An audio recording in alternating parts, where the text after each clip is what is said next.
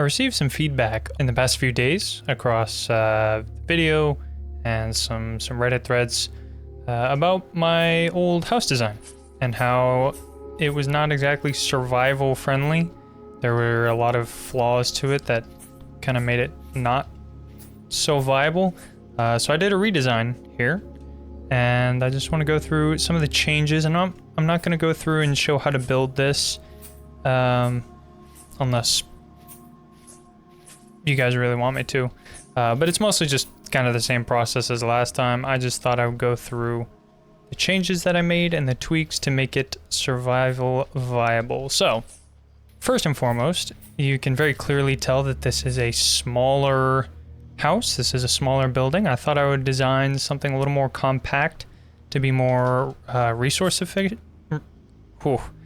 Resource efficient, meaning you wouldn't have to farm as much to get more bang for your buck out of your house.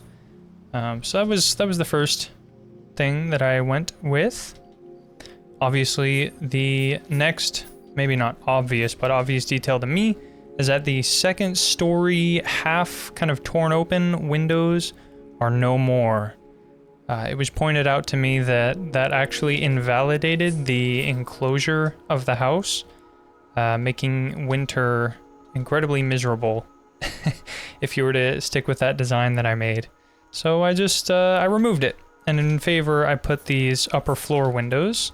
I would have put them on the second floor, but you can't really make the trapdoor thing fit with the too high wall design there, so it didn't pan out too well. But I kind of like the smaller upper floor, the attic. We'll get to that in the interior. The next clear distinction between this and the old design are these roofs. So I decided to forego the kind of absurd chiseling mess that my old roof design was. And this one is far, far simpler. All it takes to create, except for these weird janky beams, is literally just a tan wattle and daub. You literally take the 8th brush and you cut it out into quarters like that. I didn't even like cut them out and partition it, if that's the right word. Literally, I just placed the blocks and then cut away at them with the 8th brush. It was super fast, super simple. And then I just covered it up with these beams, which does look slightly odd. Like the roof is a bit thick on top, I would say. But it gives it a little, almost a cartoony kind of stylistic look, I think, while also being massively, massively easier to chisel. So that's nice. Stepping inside, we have this little area here. Now, something to note about these interiors, when I imported this into this world, it kind of bugged out. So I had a lot of like tool racks and stuff that for some reason just became invalid to place on the walls. Like I had one here, I had one over there, and I just can't place them anymore. So the interior is a little different than it originally was, but the principle's there. Yes, the principle. Oh, I'm also missing a wall beam there. That's unfortunate. Yeah, so next obvious thing is these are actually... let's see if I can get a good angle here. There we are. These are full blocks. So the 1 pixel roof floor thing is no more.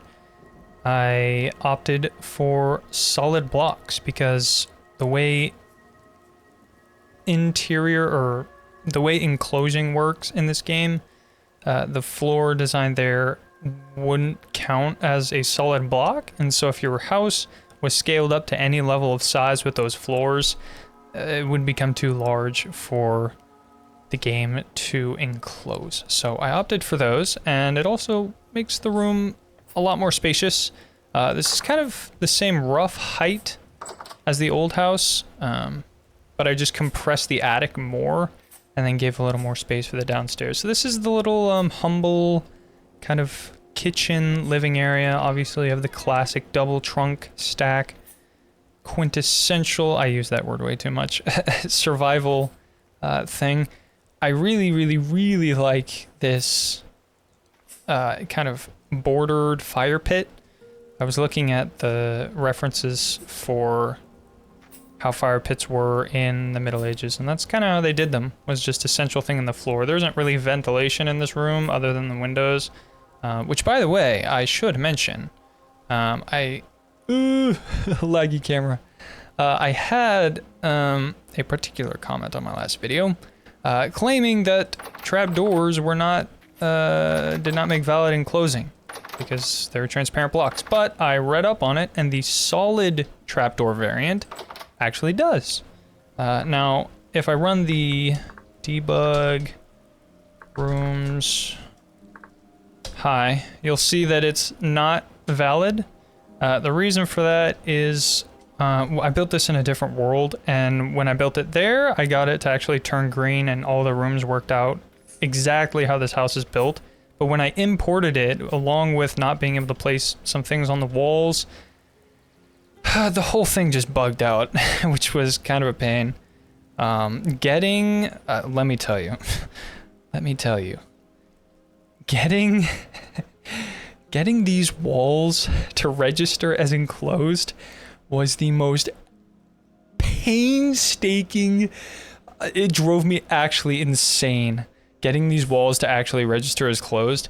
I would tear down all of these granite cobblestone walls after building the whole house, mind you, and then get it to say that it was enclosed, and then I'd go chisel it, re-chisel it, re-beam the exterior, do the entire wall all over again, and it would finish, right? And it would be completely how it is now, the exact same, except for like some of the beam work was a little different, and it would say that it was enclosed.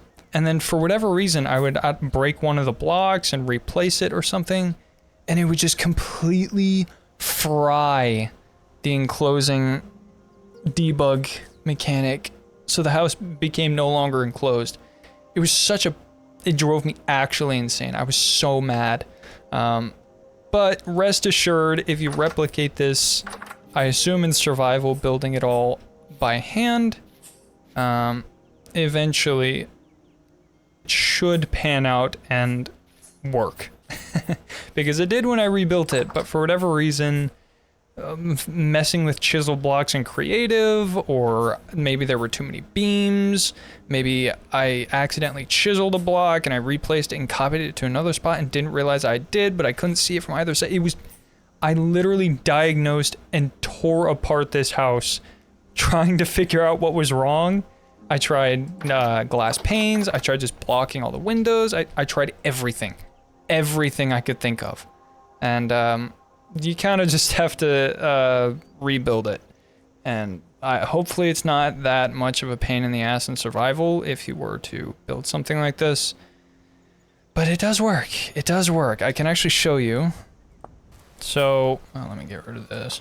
This is the where I originally built it, the house in creative. You'll notice, hey, look, there's some decorations on the walls and everything looks pretty decent. You know, there's beams, there's a weird lighting bug there. I don't know what that is. But if I run that debug rooms high, ta-da, look. It is fully enclosed, all the rooms, all the floors. I checked each one. This one works, this one works, like it all works. And that's with the solid trapdoors, mind you, so those are valid solid blocks. I have no idea why it is such a massive pain in the ass with chiseling blocks like this to make it validate as enclosed space. I think I had to rebuild the bottom layer of this house like twice.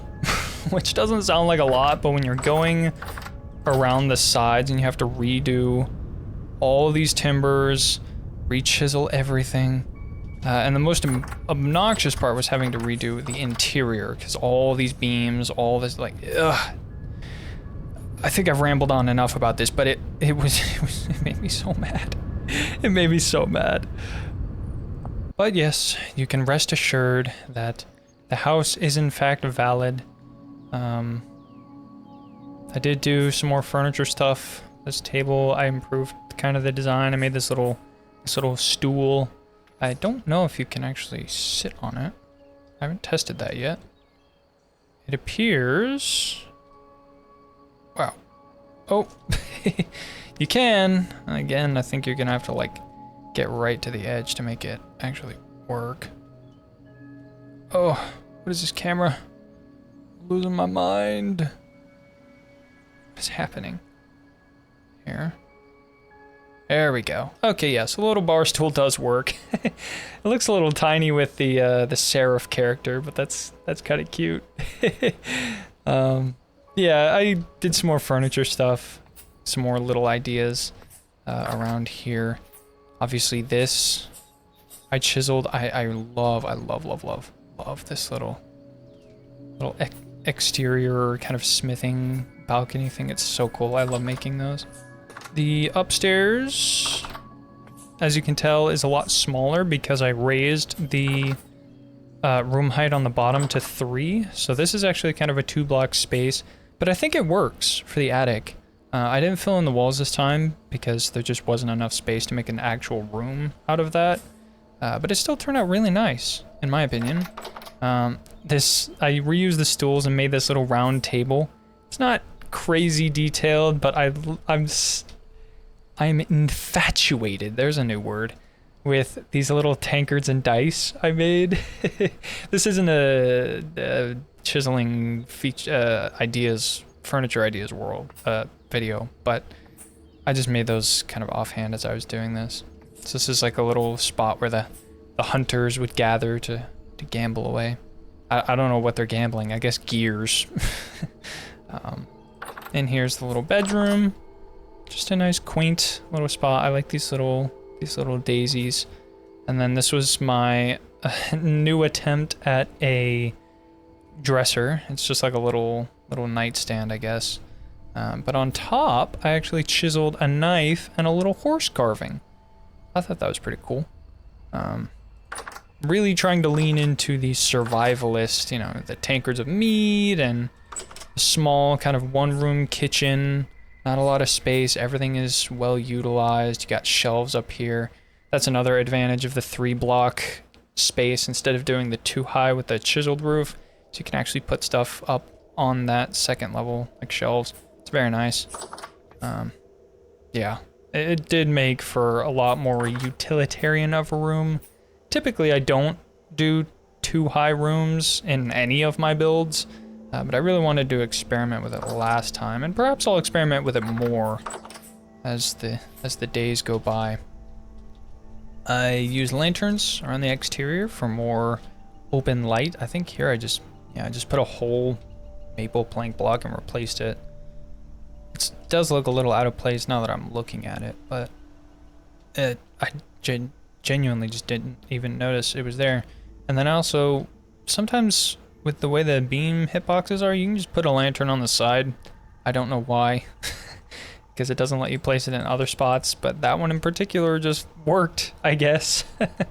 And then last but not least, what survival home would be true without a cellar? This is a super simple staircase, much simpler than the one I built in my last house. This is just, again, that 8x8 brush. You just chip away, almost making like a regular staircase. But it looks pretty cool. But the real cool thing that I like about this is this block. Check that out. You can actually chisel grass. So I found out, you know, usually when I put these little cobblestone kind of things outside of a house, it's just the whole block, and it takes up a lot of visual space to make the house look kind of bloated. So I found by just shaving that down a little, really helps the overall composition of the build. I'm quite happy with that. And down here, this is sticking with kind of the compact survival theme. I found out you can make these little airlocks for cellars. So instead of doing like 2 rooms where you walk in and then go into the other room, to actually be temperature locked, which is something I did a lot in my old houses before I kind of studied the blade, studied the hammer.